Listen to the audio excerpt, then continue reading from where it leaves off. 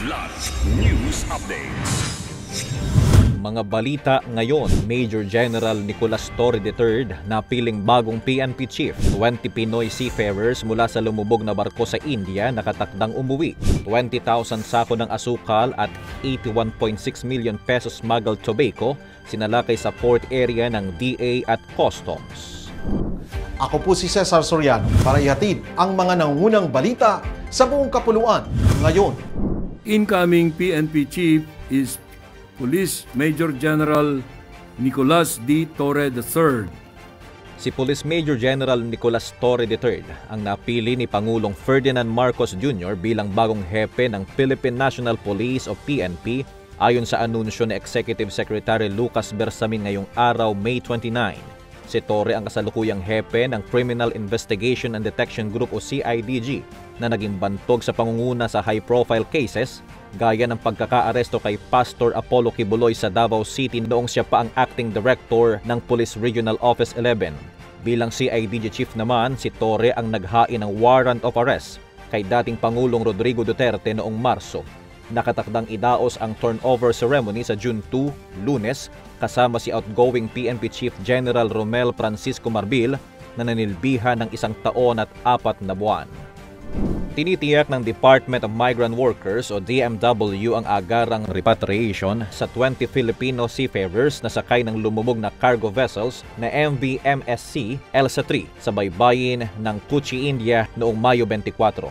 Ayon kay DMW Secretary Hans Leo Kakdak, ligtas ang lahat ng Pinoy crew at pansamantalang nanunuluyan sa isang hotel sa Kochi habang inaasikaso ang kanilang pag-uwi.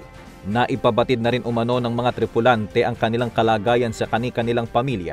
Pinoproseso na ang mga pansamantalang travel documents ng mga seafarers matapos nilang maiwan ang mga pasaporte at seafarers ID sa lumubog na barko. Kaagapay ang DMW sa repatriation, ang Philippine Embassy sa New Delhi, local manning agency at prinsipal ng barko sa India. May legal assistance at interpreter ring na nakatalaga habang tumutulong ang mga seafarers sa imbestigasyon ng mga otoridad sa India. Tiniyak ng DMW na tuloy-tuloy ang suporta sa mga apektadong marino at kanilang pamilya.